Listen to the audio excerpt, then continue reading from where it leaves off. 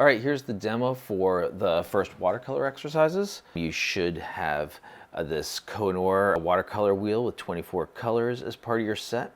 To do the watercoloring, you want to be set up with a container for your water. The bigger it is, the less often you have to change it. You're going to want some paper towels. Pull out a sheet of paper from your pad of paper and use that as your scrap. Watercolor set here has a top that you can use as a mixing tray, and it's got 4 different trays in it. The first one going to have your primary colors: black, burnt sienna, and white. You don't need to do the white. 2 is going to have your oranges and red.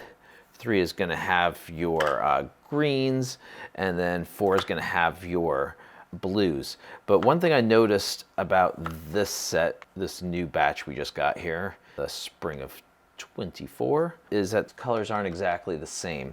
From this printout from their website, which will be included in our assignment, here they got burnt umber right there, and that's not burnt umber, but on this older version of the set that I used to paint this, I do have the burnt umber, but that's like some sort of purpley color there. But the first thing to do for the assignment is to print out the PDF and fill in all the blanks best you can. Again, that's going to be a little different.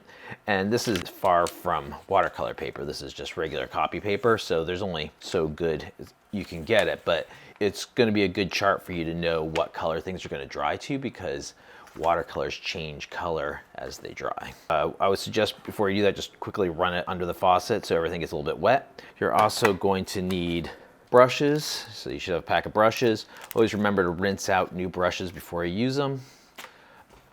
Got your pad of paper.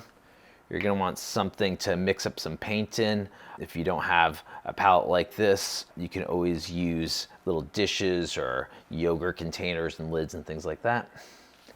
Let's start off with getting some of the paint out. So use all the paints to fill out that color sheet, but then I think for simplicity's sake, I'm just going to keep it to this first tray here that is the primary colors.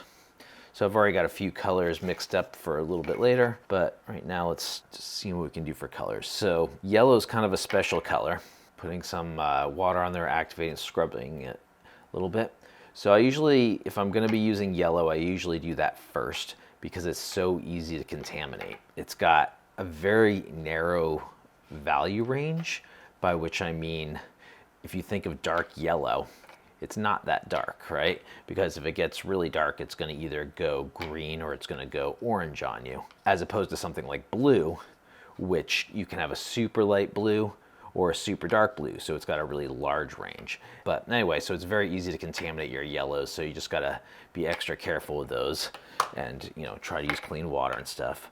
And I can just test it here, so have a piece of test paper so you can test the consistency. So this is not a watercolor class, it's an illustration class, so we're not using fancy watercolors or paper. Think of it more like staining the paper. So if it's sitting too much on top of the paper, then it's too thick. But if it doesn't really have much color, then it's too thin. That's why I want the test paper to just make sure that things are doing what you think they should do. So again, to make up a puddle of paint, I'll just scrub it a little bit to activate it, then I'll tip it over and sort of wipe my brush off onto the side, get some fresh water, put it back on the pan, scrub it.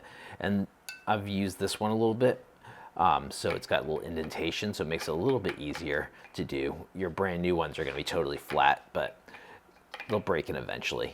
But you just want to keep it kind of tidy as best you can, so that's where paper towels come in. As it can kind of clean things up. If your yellow gets really dirty or whatnot, you can always just kind of dab it like that. All right. I generally like to do, oops, look at that. I just put some red in my yellow right away. Talk about contaminating. All right.